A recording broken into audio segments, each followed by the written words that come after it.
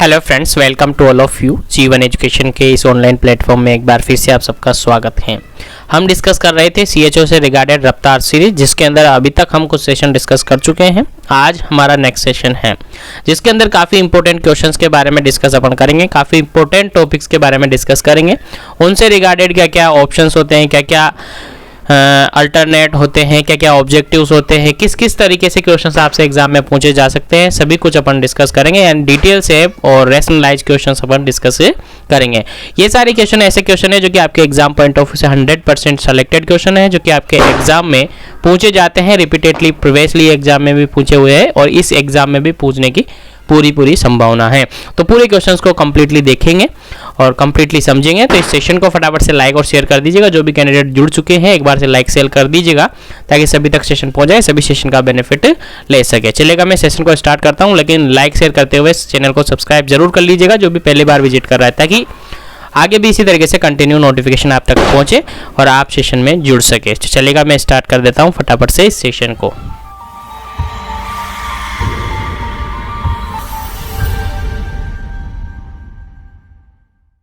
आज के सेशन का अपना पहला क्वेश्चन है, काफी जबरदस्त क्वेश्चन है और उम्मीद है सभी को याद होगा। जिसको याद नहीं है वो याद कर लीजिएगा। 100% आने वाली वैकेंसीज के अंदर आपको देखने को मिलेगा 100% ऐसा क्वेश्चन। हर कंपेटिटिव कोई सा भी हिस्ट्री का, नर्सिंग हिस्ट्री का कोई सा भी एग्जाम देख लीजिए कि इससे रिगार्डेड क्वेश्चन नहीं आया हो, कहीं ना कहीं किसी न किसी रूप में इससे रिगार्डेड क्वेश्चन आया। चलेगा, क्वेश्चन क्या है देखिएगा। पहला क्वेश्चन यहां पर सिंपल सा पूछा गया है, calculate the BMI by. BMI सबसे पहला काम तो आपका बनता है कि बीएमआई क्या होता है, और यहां पर बीएमआई को कैलकुलेट करने का फॉर्मूला आपसे पूछा है। सिंपल सा क्वेश्चन पूछा गया है, calculate the BMI by. BMI को आप कैसे कैलकुलेट करेंगे?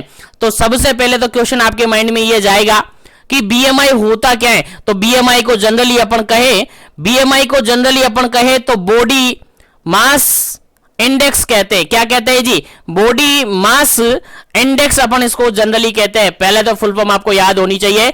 एग्जाम में जो सीएचओ एग्जाम होते हैं, एनएचएम के एग्जाम होते हैं, उनके अंदर ऐसे सीधे सीधे सिंपल से क्वेश्चन पूछे जा सकते हैं। सबसे पहला काम आपका फुल फॉर्म याद रखना। उसके बाद आगे बढ़ते हैं कि बॉडी मास इंडेक्स जो होता है वो एक्चुअली में होता क्या है, उसका फॉर्मूला क्या होता है, कैसे उसको कैलकुलेट करते हैं। तो अकॉर्डिंग टू ऑप्शन आपको आंसर देना है। पहला ऑप्शन मैं रिपीट करता हूं, BMI is equal to height in metre square upon weight in KG. Second option है, BMI is equal to weight in KG upon height in metre square. C option यहां पर है, BMI is equal to weight in LBS, LBS बोले तो pound, upon height in feet. Fourth option की बात करें, BMI is equal to weight in kg और height in centimetre square. चलेगा, सभी ऑप्शन आपको समझ में आ गए होंगे, तो फटाफट से आंसर बताइएगा। फिर आगे बात करेंगे इससे इंपॉर्टेंट क्वेश्चंस की कि इससे रिगार्डेड और क्या क्वेश्चन आपके एग्जाम में पूछे जा सकते हैं। तो बीएमआई कैलकुलेट करने का सीधा सा फॉर्मूला आपसे पूछा है, उम्मीद है सभी को याद होगा। BMI that is body mass index, क्या उसका फॉर्मूला होता है। चलेगा, जल्दी से आंसर पुट अप कर दीजिएगा, क्या इसका करेक्ट आंसर होगा। ऑलमोस्ट सभी को याद होना चाहिए। काफी इंपॉर्टेंट क्वेश्चन है, क्योंकि जो सीएचओ का एग्जाम होता है बार बार रिपीटेडली उसके अंदर ये क्वेश्चन पूछा हुआ है। चलेगा, यहां पर अगर बात करें आपका, तो बी ऑप्शन बिल्कुल करेक्ट रहता है। बी ऑप्शन बिल्कुल करेक्ट रहता है। देखिएगा क्या करेक्ट रहता है, वेट को आपको किस में लेना है जी? केजी में लेना है, किलोग्राम में लेना है।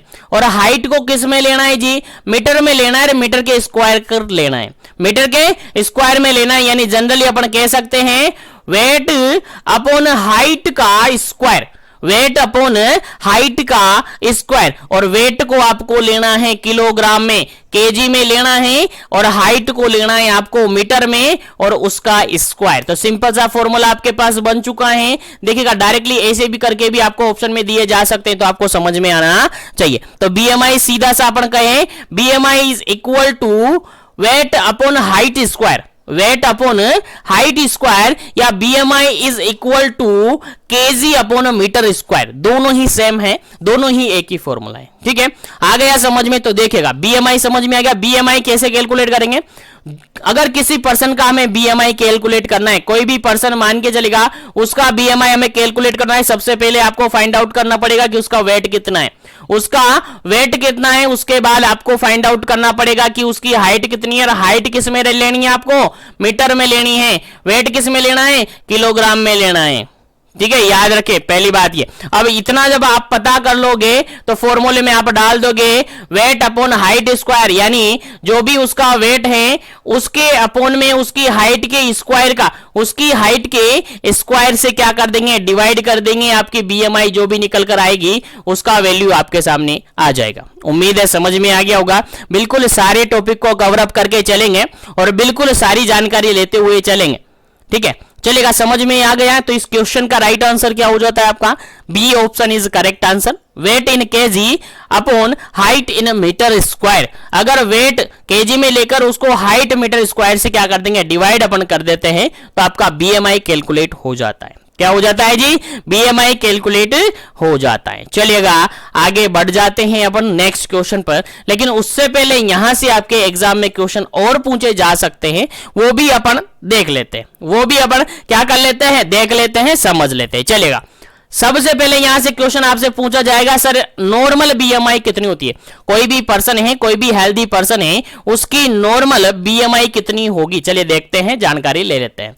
नॉर्मल बीएमआई, सबसे पहले बात करते हैं अपन नॉर्मल बीएमआई। तो नॉर्मल जो बीएमआई होती हैं, बीएमआई जो होती हैं वो होती हैं आपकी, जनरली बात करें तो 18.5 से लेकर 24.9 होती हैं। कितनी होती हैं, 18.5 से लेकर 24.9 तक होती है। 18.5 से लेकर 24.9 तक ये होती हैं। आपको याद रखना है ये आपकी नॉर्मल बीएमआई होती हैं, नॉर्मल बीएमआई होती हैं, याद रखेगा। 18.5 से लेकर 24.5 क्वेश्चन आया हुआ है एग्जाम में, इसलिए आपको याद रखना है, भूलना नहीं है बिल्कुल भी। चलेगा, आगे बात अपन करें तो आगे बात अपन करें इसी के बाद अगर बात करें नॉर्मल, देखिए बीएमआई या तो कम हो सकती है या ज्यादा हो सकती है। अगर कम होगी तो क्या होगा, ज्यादा होगी तो क्या होगा, उसको अपन डिस्कस करते हैं। देखिएगा, अगर बीएमआई कम हो जाती है, कम कितनी कम हो जाएगी सर, 18.5 से कम हो जाएगी। अगर 18.5 से कम हो जाएगी तो उसको सर हम अंडर वेट कहेंगे जी। क्या कहेंगे जी, अंडर वेट हम उसको कहेंगे। अगर 18.5 से 18.5 से कम हो जाती हैं तो उस वेट को, उस पर्सन को अपन किस क्या कंसीडर करेंगे सर, वो क्या है, अंडर वेट है। क्या है जी, अंडर वेट है, याद रखिएगा। उसके बाद आगे अपन बात करें, उसके बाद आगे अपन बात करें तो 24.9 तक नॉर्मल है, यानी इसके बाद अगला फेज आएगा 25 से, यानी 25 से लेकर 29.9 तक की अगर बात करें, 25 से लेकर 29.9 तक की अगर बात करें तो फिर ये क्या हो जाएगा, देखिए अंडर वेट हो गया, ये नॉर्मल हो गया। नॉर्मल के बाद क्या हो जाएगा, ओवर वेट में आएगा जी। किस में आएगा जी, ओवर वेट में आएगा। तो ध्यान रखिए 3 क्वेश्चन यहां पर बन गए, 3 क्वेश्चन आपको याद रखने, 3 क्वेश्चन यहां पर बन गए।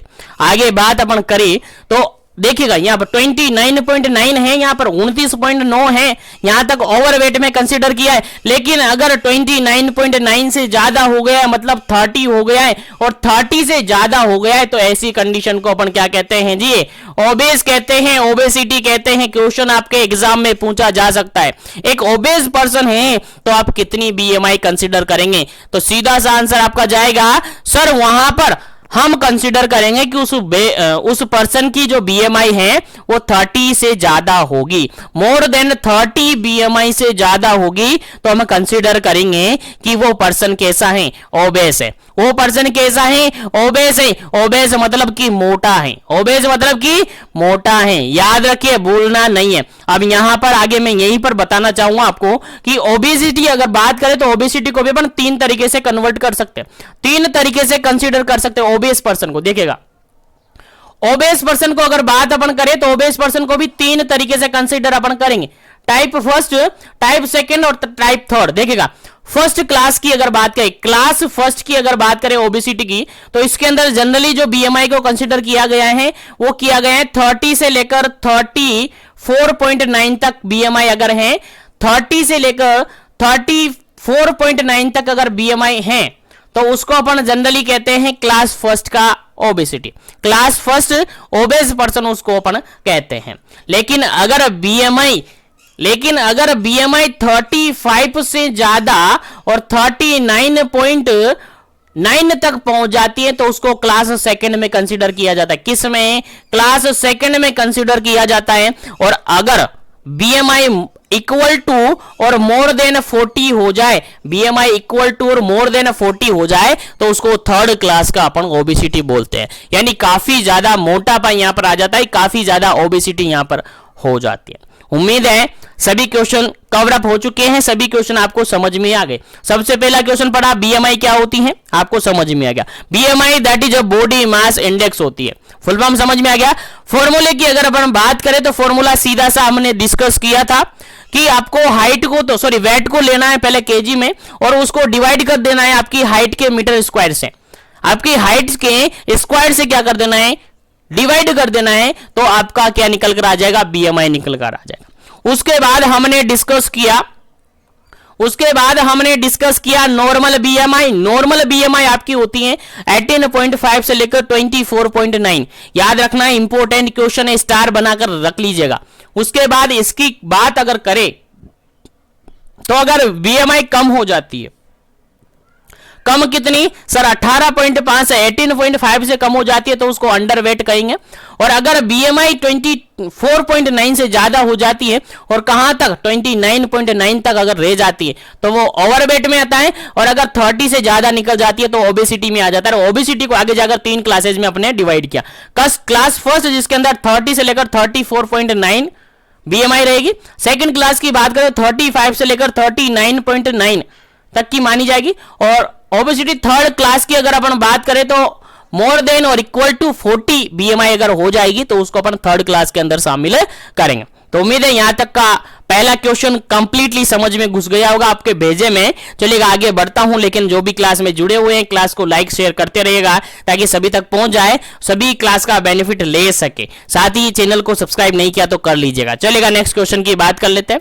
नेक्स्ट क्वेश्चन आपके सामने सेकंड नंबर क्वेश्चन है, काफी इंपॉर्टेंट क्वेश्चन है, आपके एग्जाम में पूछा जा सकता है। देखिएगा सेकंड नंबर क्वेश्चन कहता क्या है, द डेली रिक्वायरमेंट या रिकमेंडेड डाइटरी अलाउंस, आरडीए जिसका नाम आपने सुना होगा, RDA the daily recommended dietary allowance for calcium in pregnancy and lactation. यानी एक लेडी है जिसके अंदर प्रेगनेंसी है या फिर लैक्टेटिंग मदर है, उसके अंदर कैल्शियम का आरडीए कितना होना चाहिए, कैल्शियम से रिगार्डेड क्वेश्चन पूछा गया है। यानी उस लेडी को पर डे के अकॉर्डिंग कितनी कैल्शियम देनी जरूरी होती है, किस लेडी को, प्रेग्नेंट लेडी को या फिर लैक्टेटिंग मदर को। आंसर देना है अकॉर्डिंग टू ऑप्शन। पहला ऑप्शन यहां पर आपका है 1200 mg per day, 1200 mg per day. Second option है 1400 mg per day, 1400 mg per day. Third option है 1500 mg per day, 1500 mg per day. Fourth option है 1600 mg per day, 1600 mg per day. चलेगा answer आपको देना है फटाफट से, क्या इसका करेक्ट आंसर होगा। फिर आगे बढ़ेंगे अपन नेक्स्ट क्वेश्चन पर। उम्मीद है आपको समझ में आ रहा होगा सेशन और याद रह रहा होगा क्लासेस। चलेगा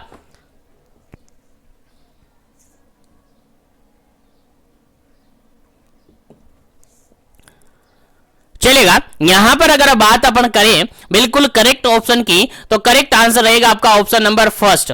ऑप्शन नंबर फर्स्ट बिल्कुल करेक्ट आंसर है। ऑप्शन नंबर फर्स्ट बिल्कुल करेक्ट आंसर है। 1200 mg पर डे आपकी डेली अलाउंस होती है, किसकी, कैल्शियम की। यानी एक प्रेग्नेंट लेडी को या लैक्टेटिंग मदर को अगर कैल्शियम रिक्वायरमेंट की बात करें, कैल्शियम का आरडीए की अगर बात करें तो कितना देते हैं जी सर, 1200 mg देते हैं। कितना देते हैं, 1200 mg पर डे के अकॉर्डिंग।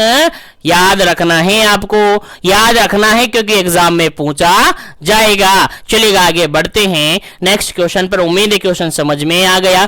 चलिएगा नेक्स्ट क्वेश्चन की बात करें, काफी सिंपल सा, काफी इजी सा क्वेश्चन है और प्रीवियसली जितने नर्सिंग कॉम्पिटिटिव एग्जाम हो चुके हैं उनके अंदर एज इट इज क्वेश्चन आया हुआ है या थोड़ा सा लैंग्वेज चेंज करके क्वेश्चन आया हुआ है, लेकिन क्वेश्चन है इंपॉर्टेंट है, लेकिन आपको डाटा याद रखना पड़ेगा। चलिएगा थर्ड क्वेश्चन है आपका। थर्ड क्वेश्चन यहां पर कहता क्या है, सिंपल सा क्वेश्चन ये कह रहा है, the fetal moment felt by the mother is known as. देखिएगा सिंपल सा क्वेश्चन यहां पर ये पूछा गया है, the fetal moment felt by the, first fetal moment कहा गया है, ठीक है। The first fetal moment felt by the mother is known as.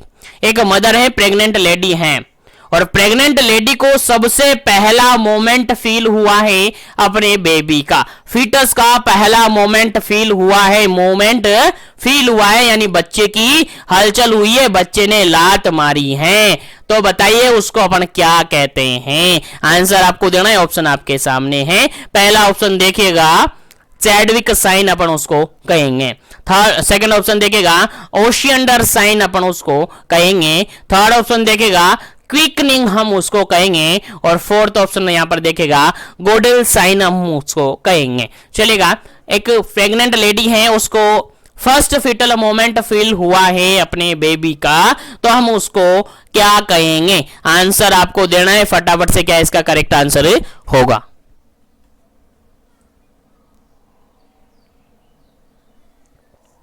चलेगा, यहां पर अगर बात करें अपन तो फर्स्ट फीटल मोमेंट हुआ है, फर्स्ट फीटल मोमेंट फील हुआ है किसको? मदर को।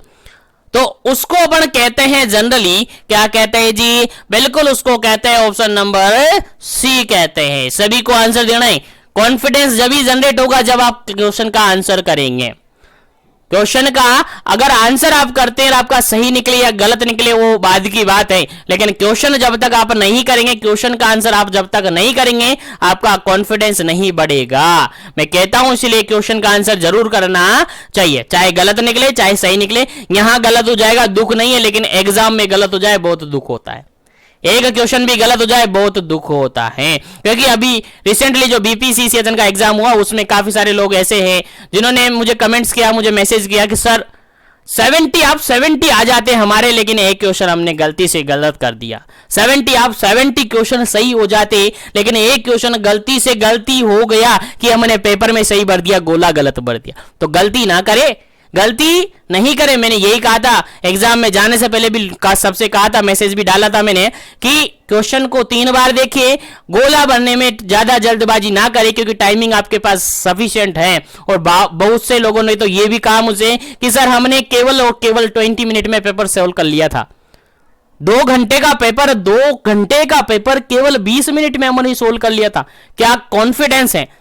तो सब कुछ क्या कहा उन्होंने कि सर अगर आप क्लासेस नहीं लेते तो शायद हम नहीं कर पाते। तो सबके लिए एक बार कॉन्ग्रेचुलेशन और सबको थैंक यू कि आप सबने इतना ट्रस्ट किया जीवन एजुकेशन पर, और इस तरीके से कंटिन्यू आप पढ़े और उसका रिजल्ट आपके सामने है, देखिए। चलेगा, वापस बढ़ जाते हैं अपने क्वेश्चन पर। क्वेश्चन सिंपल सा यहां पर यह पूछा था, first fetal moment feel by mother के थ्रू फील किया जा रहा है first fetal moment, that is quickening होता है। क्या होता है? ऑप्शन नंबर सी यहां पर करेक्ट आंसर है। ऑप्शन नंबर सी यहां पर करेक्ट आंसर है, क्विकनिंग होता है। अब अगर अपन बात करें क्विकनिंग जनरली कब फील होता है, क्विकनिंग का अगर जल्दी से अपन बात करें, जनरली बात करें तो क्विकनिंग जनरली जो फीटस है, जो मदर है, उसको कब फील होता है, कितने टाइम पीरियड में होता है? जो जनरली अगर बात करें, अगर लेडी प्राइमी ग्रेविडा है यानी फर्स्ट टाइम प्रेग्नेंट हुई है, तो जनरली क्विकनिंग की कंडीशन देखने को मिलती है जनरली 18 वीक के समथिंग देखने को मिलती है, अराउंड 18 वीक की देखने को मिलती है। लेकिन अगर जो लेडी है मल्टी ग्रेविडा है यानी मोर देन 2 बार वो क्या हो चुकी है, प्रेग्नेंट हो चुकी है, तो ऐसी कंडीशन में जो क्विकनिंग देखने को मिलती है जनरली 16 वीक पर देखने को मिलती है। याद रखेगा, इंपॉर्टेंट क्वेश्चन है। जनरली 16 वीक पर जनरली ये देखने को मिल सकती है, तो याद रखिएगा, भूलना नहीं है बिल्कुल भी। काफी इंपॉर्टेंट क्वेश्चन है, आपके एग्जाम पॉइंट ऑफ व्यू से बिल्कुल भी आपको नहीं भूलना है। चलेगा, आगे बात करें अपन, देखेगा अदर जो ऑप्शन यहां पर हैं उन ऑप्शन को भी एक बार से अपन नजर घुमा लेते हैं, ताकि उनसे भी रिगार्डेड आपसे क्वेश्चन अगर पूछा जाए एग्जाम में तो आप इजीली उसको सोल्व कर पाए। चलेगा, यहां पर नेक्स्ट क्वेश्चन के, इसी क्वेश्चन के अंदर अगर चैडविक साइन की अगर अपन बात करें, किसकी? चैडविक साइन की अपन बात करें तो इसका मतलब होता है ब्लूइश डिसकलरेशन। क्या? डिसकलरेशन ऑफ सर्विक्स का डिसकलरेट हो जाना चैडविक साइन इंडिकेट करता है। याद रखेगा, क्या होता है चैडविक साइन? सर्विक्स का ब्लूइश डिस्कलरेशन हो जाना चैडविक साइन होता है, याद रहना चाहिए। अगर ओशियंडर साइन की अपन बात करें, ओशियंडर साइन की अगर अपन बात करें, इसका मीन्स होता है इंक्रीज पल्सेशन याद रखेगा। और कौन सा पल्सेशन है? Vaginal pulsation. वेजाइनल पल्सेशन देखने को मिलता है, इंक्रीज वेजाइनल पल्सेशन यहां पर देखने को मिलता है। क्विकनिंग मतलब समझ गए, क्विकनिंग मतलब first fetal moment felt by the mother. और फोर्थ ऑप्शन यहां पर था गोडल साइन, और गोडल साइन जनरली अपन कहते हैं सॉफ्टनिंग ऑफ सर्विक्स। क्या? Softening of cervix. याद रखिएगा, इंपॉर्टेंट क्वेश्चन है, सारे क्वेश्चन आपके एग्जाम में पूछे जा सकते हैं। और गोडल साइन और चेडविक साइन तो एग्जाम में पूछा भी हुआ है प्रीवियसली कॉम्पिटिटिव एग्जाम्स के अंदर, तो याद रखेगा, काफी इंपॉर्टेंट क्वेश्चन है। चलेगा आगे बात करते हैं अपन नेक्स्ट क्वेश्चन की, और नेक्स्ट क्वेश्चन आपके लिए काफी इंपॉर्टेंट है। देखिए फोर्थ नंबर क्वेश्चन है, और कहता क्या है? देखिए, number of antenatal visit should be at least. देखिएगा, और ये क्वेश्चन आप सबको याद है, आपके एग्जाम में बीपीसीसीएचएन के एग्जाम में पूछा हुआ है, और अदर कॉम्पिटिटिव एग्जाम के अंदर भी ये क्वेश्चन पूछा हुआ है कि जो एंटीनेटल विजिट हम करते हैं, एटलीस्ट कितने एंटीनेटल विजिट जरूरी होते हैं, कितने एंटीनेटल विजिट करने होते हैं। एटलीस्ट मिनिमम एंटीनेटल विजिट आपसे पूछे जाते हैं एग्जाम के अंदर। चलेगा, ऑप्शन आपके सामने आंसर देना है। पहला ऑप्शन यहां पर 5 करने हैं, सेकंड ऑप्शन यहां पर है 3 करने हैं, थर्ड ऑप्शन यहां पर है 4 करने हैं, और फोर्थ ऑप्शन यहां पर है 2 करने हैं। चलेगा, आंसर पुटअप कर दीजिएगा अपना, क्या इसका करेक्ट आंसर होगा।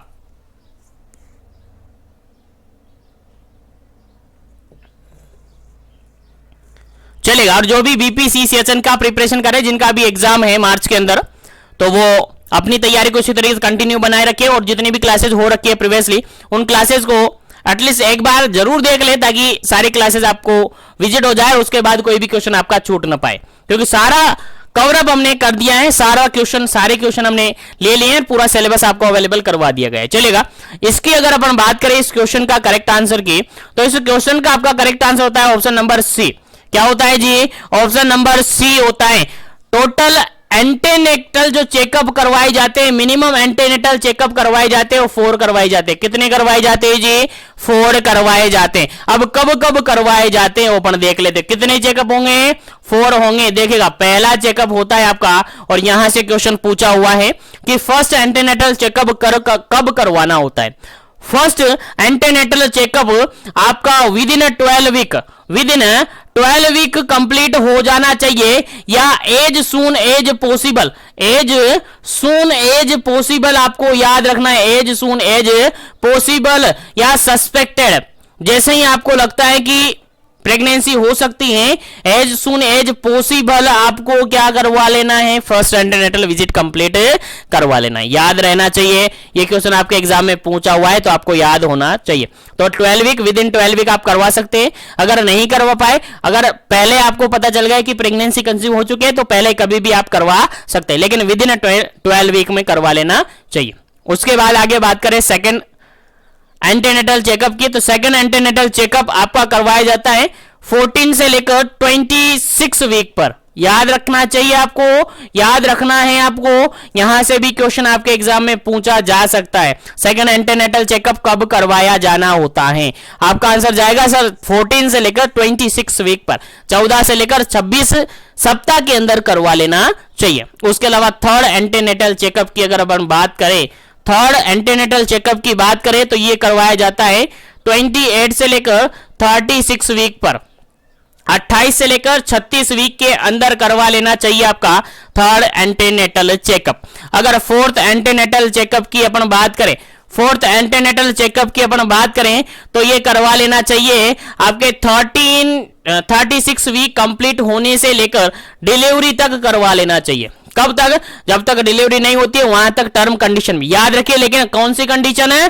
Term condition. और टर्म कंडीशन जनरली कहां से कहां तक होती है सर? आपको याद होना चाहिए 37 से लेकर 42 वीक्स तक आपकी टर्म कंडीशन होती है। याद रखिएगा, भूलना नहीं है। कहां तक होती है? 37 से लेकर आपकी कहां तक? 42 वीक तक की आपके टर्म कंडीशन होती है। तो दोनों तीनों क्वेश्चन आपको यहां से याद होने चाहिए। फर्स्ट एंटीनेटल चेकअप कब करवाना है, सेकंड कब करवाना है, थर्ड कब करवाना है, फोर्थ कब करवाना है। टोटल कितने करवाने हैं जी? 4 करवाने। टोटल कितने हो गए जी? 4 एंटीनेटल चेकअप करवाने जरूरी होते हैं। चलेगा, आगे बढ़ते हैं और आगे नेक्स्ट क्वेश्चन आपके सामने, और ऑलमोस्ट काफी इंपॉर्टेंट क्वेश्चन है आपके एग्जाम पॉइंट ऑफ व्यू से। सिंपल सा क्वेश्चन है, ईडीडी इज कैलकुलेटेड बाय। जो ईडीडी कैलकुलेट अपन करते हैं, ईडीडी बोले तो expected date of delivery. Expected date of delivery जो कि एंटीनेटल चेकअप जब करवाने जाती है लेडी, तो उस लेडी से हिस्ट्री पूछा जाता है उसके एलएमपी का। एलएमपी बोले तो लास्ट मेंस्ट्रुअल पीरियड, ठीक है, उसका एलएमपी पूछा जाता है। उसके बाद कैलकुलेट करके बताया जाता है कि आपकी डिलीवरी इस टाइमिंग पर हो सकती है। अभी एग्जांपल के थ्रू अपन समझेंगे। पहले आंसर आपको देना है कि ईडीडी कैलकुलेट करना है आपको, कौन सा फॉर्मूला आप अप्लाई करेंगे। पहला ऑप्शन यहां पर है एलएमपी प्लस 9 मंथ आप लगाएंगे। सेकंड ऑप्शन है LMP plus 9 month plus 7 days आप लगाएंगे।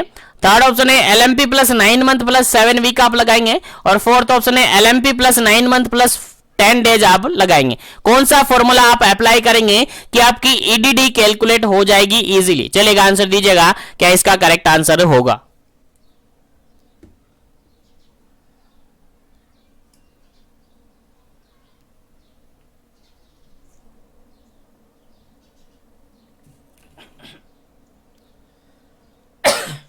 चलेगा, यहां पर अगर अपन बात करें, देखो ईडीडी की अपन बात करते हैं तो जनरली जो ईडीडी अपन चेकआउट करते हैं, ईडीडी को जो अपन एक्सपेक्ट करते हैं उसको करते हैं अपन।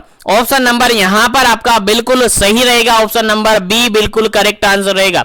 ऑप्शन नंबर बी बिल्कुल करेक्ट आंसर रहेगा आपका। एलएमपी के अंदर जो भी एलएमपी है आपकी, अभी बात करेंगे एलएमपी क्या होता है, लास्ट मेंस्ट्रुअल पीरियड, ठीक है, लास्ट मेंस्ट्रुअल पीरियड है उसका एलएमपी हो जाता है, ठीक है। उसके बाद उसके अंदर आपको 9 मंथ ऐड करने हैं, उसके बाद आपको 7 डेज क्या करने हैं, ऐड करने हैं, आपका एलएमपी निकल कर आ जाता है। लाइक एग्जांपल की अगर अपन बात करते हैं, एग्जांपल की अगर अपन बात करें तो एक प्रेग्नेंट लेडी है जिसका लास्ट मेंस्ट्रुअल पीरियड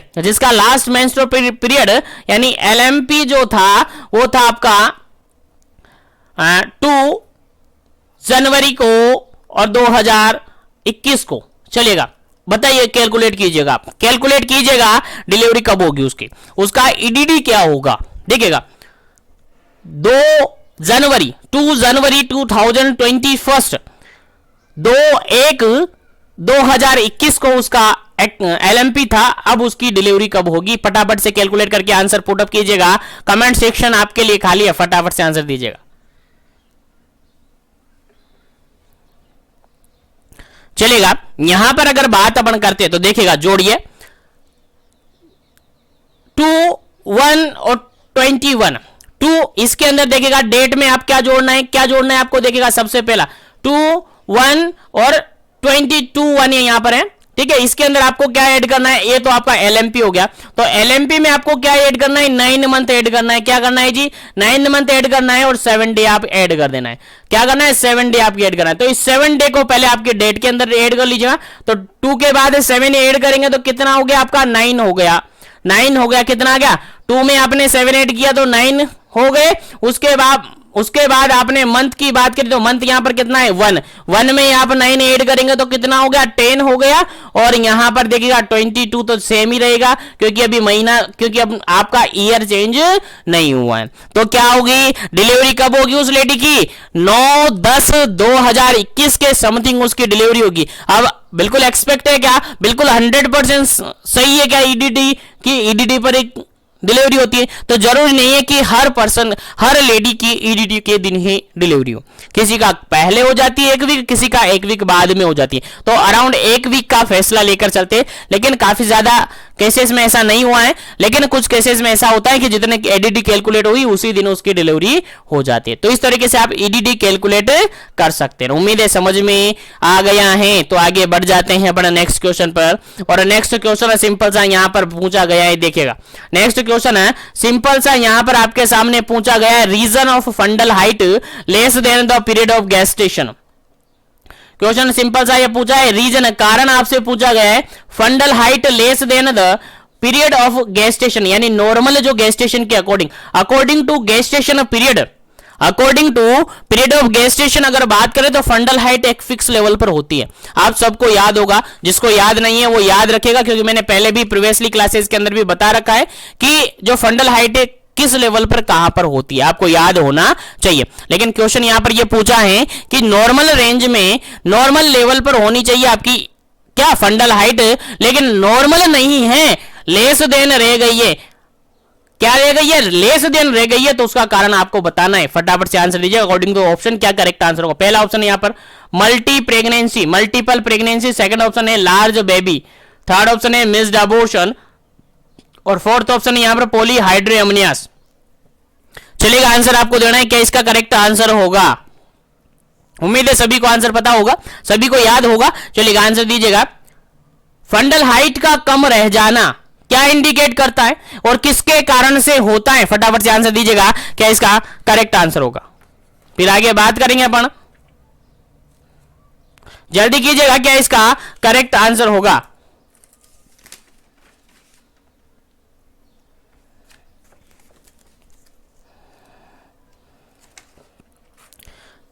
चलिए, यहां पर अगर बात अपन करें तो देखिएगा आप सबको पता है, जनरल बात है, अगर एलिमिनेशन मेथड यहां लगाते हैं तो इजीली निकल जाता है। देखिएगा, मल्टी प्रेगनेंसी है, मल्टीपल प्रेगनेंसी है, और मल्टीपल प्रेगनेंसी है तो फंडल हाइट कम रहेगा कि ज्यादा रहेगा? सर नहीं, ज्यादा रहेगा, ज्यादा इंक्रीज यहां पर देखने को मिलेगा। क्या देखने को मिलेगा? इंक्रीज देखने को मिलेगा। अगर सेकंड ऑप्शन की बात अपन करें, लार्ज बेबी है, बेबी ऑलरेडी लार्ज है तो फंडल हाइट कम रहेगी कि ज्यादा रहेगी? सर नहीं, ज्यादा रहेगी। अगर पॉलीहाइड्रोएमनिया से एमनियोटिक फ्लूइड का लेवल ज्यादा है तो क्या रहेगी? सर हाइट ज्यादा देखने को मिलेगी। लेकिन क्वेश्चन में क्या पूछा है? लेस पूछा है, और लेस यहां पर अबॉर्शन हो चुका है। ऑप्शन नंबर थर्ड यहां पर करेक्ट आंसर है।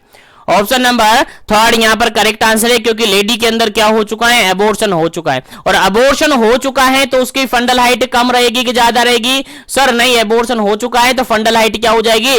डाउन हो जाएगी। फंडल हाइट क्या हो जाएगी? गिर जाएगी, डिक्रीज हो जाएगी। That indicate missed abortion. तो इस क्वेश्चन का बिल्कुल करेक्ट आंसर क्या हो जाता है आपका? ऑप्शन नंबर सी, क्योंकि तीन ऑप्शन फंडल हाइट को बढ़ा रही हैं, लेकिन एक ही ऑप्शन ऐसा है जो कि फंडल हाइट को डिक्रीज करवा रहा है। और आपसे क्या पूछा था कि फंडल हाइट नीचे गिर रही है, कम रह गई है, उसका रीजन आपको बताना है। तो यहां पर आंसर क्या हो जाएगा?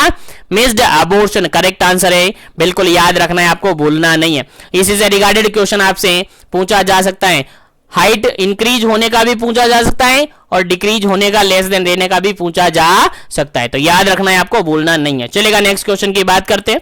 और नेक्स्ट क्वेश्चन सिंपल सा आपसे पूछा गया, काफी इंपोर्टेंट क्वेश्चन है, काफी इंपोर्टेंट क्वेश्चन है। क्वेश्चन सिंपल सा ये कह रहा है, all pregnant women need to be given 1 tablet of iron and folic acid. Iron और फोलिक एसिड की जो टेबलेट देते हैं अपन प्रेग्नेंट लेडी को, आयरन एंड फोलिक एसिड की टेबलेट देते हैं, तो उस एक टेबलेट के अंदर कितना तो एलिमेंटल आयरन होता है और कितना फोलिक एसिड उसके अंदर शामिल होता है। आंसर देना है आपको फटाफट से, क्या इसका करेक्ट आंसर होगा। 1 आयरन टेबलेट के अंदर क्या क्या कंपोजिशन होता है, आंसर आपको देना है। कितना कितना कंपोजिशन होता है एलिमेंटल आयरन का और फोलिक एसिड का, आंसर देना है। पहला ऑप्शन देखेगा यहां पर 50 mg तो एलिमेंटल आयरन और 0.5 mg folic acid. Next option है 100 mg एलिमेंटल आयरन और 0.5 mg folic acid. Third option है 150 mg एलिमेंटल आयरन और 1.5 mg folic acid. Third option है 200 mg एलिमेंटल आयरन और 1.0 mg फोलिक एसिड। चलिएगा, आंसर आपको देना है फटाफट से, क्या इसका करेक्ट आंसर होगा। काफी इंपॉर्टेंट क्वेश्चन है, आपके एग्जाम में पूछा जा सकता है। चलिएगा,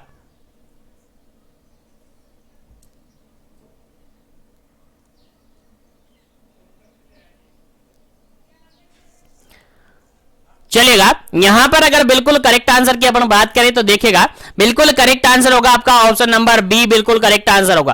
क्योंकि जो आयरन और फोलिक एसिड की जो सिंगल टेबलेट होती है, सिंगल टेबलेट के अंदर अगर बात अपन करें, एक टेबलेट की अगर अपन बात करें तो उसके अंदर 100 mg तो एलिमेंटल आयरन होता है जी। क्या होता है जी? 100 mg तो एलिमेंटल आयरन होता है और 0.5 mg फोलिक एसिड होता है। याद रखिएगा, क्या होता है जी? 100 mg तो उसके अंदर आयरन होता है जी, आयरन होता है जी, और 0.5 mg उसके अंदर फोलिक एसिड होता है, फोलिक एसिड होता है, याद रखना है। अब देखिएगा काफी सारी बार कंफ्यूजन ये से हो जाता है, देखिएगा यहां पर एमजी में दे रखा है, काफी जगह ये आपको माइक्रोग्राम में आंसर दे दिया जाता है। माइक्रोग्राम में क्या दे दिया जाता है कि 100 mg तो वहां पर एलिमेंटल आयरन है और 500 माइक्रोग्राम वहां पर फोलिक एसिड है। बस हो गया कंफ्यूजन, बस हो गया कंफ्यूजन कि सर हमने तो mg में 0.5 पढ़ा था, यहां तो माइक्रोग्राम में 500 है। चलिए ये सा कैसे हो सकता है? तो कुछ नहीं है यार, थोड़ा सा कन्वर्ट आपको कर लेना है, आंसर आपको लगाना है। अगर माइक्रोग्राम में है तो फिर वो बढ़ जाएगा, और mg में है तो फिर वो पॉइंट में रह जाएगा। डिवाइड करना तो आता है ना, एक माइक्रोग्राम में सॉरी 1 mg में कितना माइक्रोग्राम होता है आप सबको याद होगा, नहीं याद है तो याद रखिएगा, आपको याद होना चाहिए, क्योंकि क्वेश्चन कैसे भी बन सकता है, कैसे भी पूछा जा सकता है, पर आपको याद होना चाहिए। तो इस क्वेश्चन का राइट आंसर क्या हो जाता है? ऑप्शन नंबर बी, एक टेबलेट आपकी है आयरन फोलिक एसिड की, उसके अंदर आपका 100 mg तो एलिमेंटल आयरन होता है और 0.5 mg आपका फोलिक एसिड होता है, याद रखेगा, भूलना नहीं है, काफी इंपॉर्टेंट क्वेश्चन है। चलिए आगे बढ़ते हैं नेक्स्ट क्वेश्चन पर। नेक्स्ट क्वेश्चन आपके सामने काफी सिंपल सा, काफी इजी सा 8 नंबर क्वेश्चन है, और सिंपल सा क्वेश्चन ये कहता है, देखिएगा, if a woman is anaemic और has pallor, she need to iron folic acid per day, tablet per day. देखिए क्वेश्चन यहां पर ये पूछा गया है, सिंपल सा क्वेश्चन ये पूछा गया है कि एक वुमेन है जो एनीमिक है, जिसको एनीमिया हो चुका है, और उसके अंदर पेलर देखने को मिल रहा है। क्या देखने को मिल रहा है? पेलर कंडीशन देखने को मिल रही है। तो उस लेडी को आयरन और फोलिक एसिड की कितनी टैबलेट देनी होती है, कितनी टैबलेट देनी होती है? अकॉर्डिंग टू ऑप्शन आपको आंसर देना है। पहला ऑप्शन देखेगा यहां पर 100 tablet of iron and folic acid, second option देखेगा 150 tablet iron of folic acid, और थर्ड ऑप्शन देगा 200 tablet of iron folic acid, और फोर्थ ऑप्शन यहां पर है 300 tablet of iron and folic acid. चलिएगा आंसर आपको देना है, क्या इसका करेक्ट आंसर हुआ? एनीमिक हो चुकी है लेडी, एनीमिक हो चुके हैं, कंडीशन दे रखी है। अगर नॉर्मल की बात करें तो सबको पता है, लेकिन एनीमिया उसको हो गए हैं, तो अब बताइए क्या इसका करेक्ट आंसर होगा? फिर आगे बात करते हैं अपन नेक्स्ट क्वेश्चन की। चलेगा यहां पर अगर बात करें, देखिएगा नॉर्मल की सबसे पहली बात कर रहे हैं, नॉर्मल की अगर नॉर्मल है, प्रेग्नेंट लेडी है, नॉर्मल है, तो सिंपल से अपन बात करें उसके अंदर आयरन फोलिक एसिड की टैबलेट तो कितने देते हैं जी? 100 टैबलेट देते हैं, याद रखना है आपको, कितने देते हैं? 100 टैबलेट देते हैं। कितने देते हैं? टैबलेट देते हैं उसको 100। लेकिन अगर लेडी क्या हो चुकी है? एनीमिया उसके अंदर हो चुका है। क्या हो चुका है? एनीमिया उसके अंदर हो चुका है, पेलर उसके अंदर देखने को मिला है, तो फिर आप उसको 100 नहीं 200 देंगे। कितने देंगे? बढ़ा देंगे, 2 टैबलेट देंगे, यानी 200 देंगे, यानी option number C is correct answer. Option number C is correct answer. 200 tablet हम उस लेडी को देंगे। कितने देंगे जी? 200 टैबलेट उसको देंगे, याद रखना है जी, याद रखना है, भूलना नहीं है, आपके एग्जाम में पूछा जा सकता है। कितनी टैबलेट होगी? 200 टैबलेट यहां पर देनी होगी। चलेगा आगे बढ़ते हैं नेक्स्ट क्वेश्चन पर, आगे बढ़ते हैं नेक्स्ट क्वेश्चन पर। नेक्स्ट क्वेश्चन आपके सामने काफी सिंपल सा, काफी इजी सा, देखिएगा, anaemia during the pregnancy is confirmed when haemoglobin level is less than, यानी कोई प्रेग्नेंट लेडी है तो उसके अंदर हीमोग्लोबिन का लेवल कितना देखने को मिलेगा कि आपको कंफर्म हो जाएगा कि उस लेडी के अंदर क्या है जी? एनीमिया है। उस लेडी के अंदर क्या है जी? एनीमिया है। तो फटाफट से आंसर पुटअप कर दीजिए, क्या इसका करेक्ट आंसर होगा? पहला ऑप्शन यहां पर 11 ग्राम पर डीएल, सेकंड ऑप्शन है यहां पर 10 ग्राम पर डीएल, थर्ड ऑप्शन यहां पर 13 ग्राम पर डीएल, फोर्थ ऑप्शन है यहां पर 12 ग्राम पर डीएल। चलिएगा आंसर आपको देना है, एक प्रेग्नेंट लेडी है, उसके अंदर हीमोग्लोबिन का लेवल किससे कम हो जाएगा कि आप कंफर्म कर देंगे कि हां लेडी को एनीमिया है?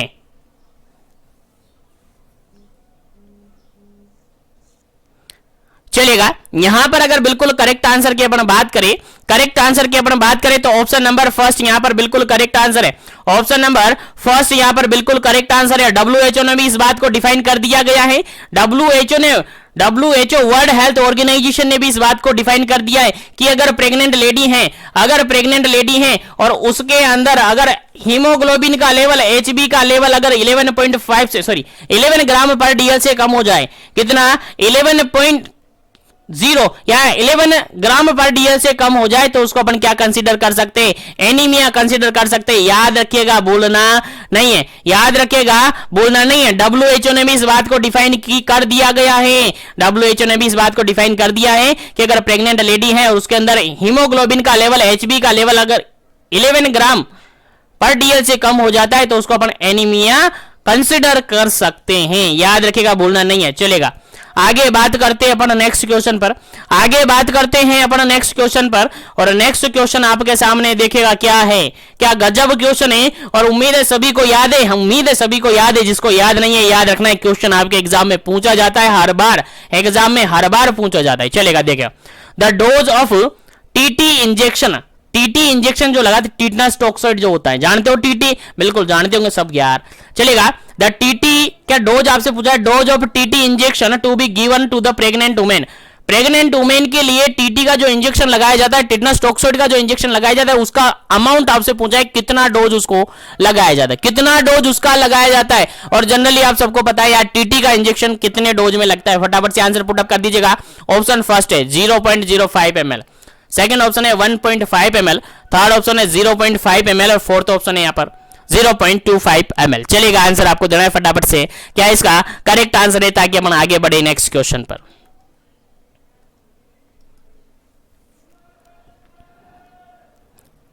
चलेगा, सबको पता है, सबको पता है टीटी का जो इंजेक्शन लगाते हैं वो 0.5 ml लगाते हैं। कितना लगाते हैं जी, 0.5 ml लगाते हैं जी, सबको पता है। आईएम रूट से लगाया जाता है जी, याद रखना है, क्वेश्चन पूछा जा सकता है कि टीटी को किस रूट से लगाते हैं, आईएम, इंट्रामस्कुलरली लगाया जाता है। और क्वेश्चन ये भी पूछा जा सकता है कि प्रेग्नेंट लेडी के अंदर जो टीटी का इंजेक्शन लगाते हैं अपन, कब लगाना चाहिए, कब लगाना चाहिए, पहला टीटी का इंजेक्शन कब लगना चाहिए। ऑप्शन अलग अलग वीक के अकॉर्डिंग आपको दिया जाएगा, अलग अलग वीक आपको दिए जाएंगे। वहां आपको मिलेगा 18 वीक भी दे सकते हैं, वहां आपको 20 वीक भी दे सकते हैं, वहां आपको 4 वीक भी दे सकते हैं, वहां आपको एज सून एज पॉसिबल भी दे सकते हैं, कैसे भी आपको ऑप्शन दिए जा सकते हैं। तो आपको आंसर याद रखना है, कुल मिलाकर आपको बात ये याद रख लेनी है कि आपको 0.5 ml टीटी का लगाते हैं। अगर प्रेगनेंसी की बात की जाए तो फर्स्ट जो टीटी का इंजेक्शन लगाते हैं वो कब लगाते हैं, एज सून एज पॉसिबल लगा देना है। एज सून एज, जैसे ही प्रेगनेंसी सस्पेक्ट होती है, आपको पहला डोज इंसर्ट कर देना है, पहला डोज आपको लगा देना है। अब आप कहेंगे कि सर पहले डोज के बाद दूसरा डोज, क्योंकि 2 डोज तो लगाने होते हैं। कितने डोज लगाए जाते हैं, 2, पहला और दूसरा। अब पहला डोज लग गया है तो दूसरा हम कब लगाएंगे जी, पहला डोज कभी भी लगा सकते हैं। जैसे प्रेगनेंसी कंसीव हो चुकी है, पता चल गया कि हाँ प्रेगनेंसी कंसीव हो चुके हैं, तो पहला डोज आप लगा सकते हैं, पहला डोज आप लगा सकते हैं, एज सून एज पॉसिबल आप लगा सकते हैं। ठीक है, उसके बाद दूसरा डोज कब लगना है, दूसरे डोज के लिए आपको टाइमिंग याद रख लेना है, 4 वीक का टाइमिंग आपको गैप बीच में रखना है। पहले डोज और दूसरे डोज के बीच में आपको 4 वीक 4 वीक का टाइमिंग, यानी 1 मंथ का टाइमिंग आपको रखना है। 1 मंथ का, 1 महीने का टाइमिंग आपको देना है, या 4 वीक का टाइमिंग आपको देना है फर्स्ट और सेकंड डोज के बीच में। याद रखिएगा, इंपॉर्टेंट क्वेश्चन है, आपके एग्जाम में पूछा जा सकता है। यहीं पर एक और क्वेश्चन आपको बता दूं, मान के चलेगा कोई प्रेग्नेंट लेडी है, मान के चलेगा ये प्रेग्नेंट लेडी थी, इसको आपने पहला डोज लगाया, दूसरा डोज लगा दिया, ठीक है। अब यही लेडी 2 साल बाद आपके पास आती है, कितने बाद, 2 ईयर के बाद आपके पास आती है, और 2 ईयर के बाद एक बार फिर से प्रेगनेंसी कंसीव हो जाती है। 2 साल बाद एक बार फिर से प्रेगनेंसी कंसीव हो जाती है, और आप देखते हैं यहां पर तो कितने डोज लगाएंगे, टीटी का कितना डोज यहां पर लगाएंगे। आंसर आपके पास क्या रहेगा, क्या दोनों डोज वापस से लगाना पड़ेगा, क्या दोनों डोज आप वापस से लगाएंगे, क्या आंसर आपको देना है फटाफट से, क्या इसका करेक्ट आंसर है। चलेगा, देखिएगा यहां पर अगर लेडी एक बार प्रेग्नेंट हो चुके हैं और विद इन 3 ईयर वापस से वो प्रेग्नेंट होती है, अगर 3 साल बाद वो वापस से प्रेग्नेंट होती हैं, तो उसके अंदर केवल और केवल 1 डोज लगाया जाता है। यानी प्रीवियसली लेडी फुली क्या है, दोनों टीटी के डोज लगाए हुआ है, फुली इम्यूनाइज की हुई है। अगर वो विद इन 3 ईयर 3 साल के अंदर अंदर वापस से प्रेग्नेंट होती हैं तो उसके अंदर केवल और केवल एक डोज लगेगा, जिसको टीटी बूस्टर डोज के नाम से जाना जाता है। टीटी बूस्टर डोज के नाम से जाना जाता है, याद रखेगा, इंपॉर्टेंट क्वेश्चन है। अगर 3 साल के अंदर अंदर 3 इयर्स के अंदर अंदर प्रेगनेंसी कंसीव हो जाती है तो उसको केवल एक ही डोज लगेगा नेक्स्ट प्रेगनेंसी के अंदर। लेकिन अगर 3 साल के बाद आती है तो फिर उसके वापस वही 2 डोज वहां पर टीटी के लगाने पड़ेंगे। तो उम्मीद है सारे क्वेश्चन आपको समझ में आ गए होंगे। तो इस सेशन को ज्यादा ज्यादा लाइक करें, ज्यादा ज्यादा शेयर करें, ताकि सभी तक सेशन पहुंचे, सभी तक क्वेश्चन पहुंचे, क्योंकि हम सारे क्वेश्चंस को इसी तरीके से कंटिन्यू सेशन को डिस्कस करेंगे। और आज के सेशन को यहीं पर मैं फिनिश करता हूं। नेक्स्ट क्वेश्चन के रिगार्डेड नेक्स्ट कल के सेशन में अपन डिस्कस करेंगे। रिमेनिंग क्वेश्चन को इसी तरीके से कंटिन्यू बने रहे हमारे साथ और इसी तरीके से सेशन का बेनिफिट ले सके, क्योंकि अब हम जो सेशन ले रहे हैं वो आपके एग्जाम पॉइंट ऑफ व्यू से काफी इंपॉर्टेंट रहेंगे। चाहे आप कोई से भी एग्जाम की प्रिपरेशन करो, नर्सिंग हिस्ट्री का कोई भी एग्जाम आप दे लो, इन क्वेश्चन के अंदर से क्वेश्चन 100% पूछा जाता है और 100% रिपीट होता है, क्योंकि ये नॉर्मल डाटा है और बिल्कुल मेमोरी बेस्ड क्वेश्चन है। मेमोरी बेस्ड क्वेश्चन आपको याद नहीं है तो फिर आगे प्रायोरिटी बेस्ड क्वेश्चन कैसे आप याद करेंगे। तो उम्मीद है क्वेश्चन सेशन समझ में आ गया हो। तो सेशन को एक बार से लाइक शेयर कर दीजिएगा और जो भी चैनल पर पहली बार विजिट करा है चैनल को जरूर से सब्सक्राइब करके बेल आइकन कॉल पे प्रेस कर दीजिएगा, ताकि इसी तरीके से कंटिन्यू सेशन आपको मिलते रहे। बाकी मिलते हैं अपन नेक्स्ट सेशन के अंदर, कल की क्लास के अंदर। जब तक के लिए बने जीवन education. Thank you very much for joining, wish you all the best. Thank you very much.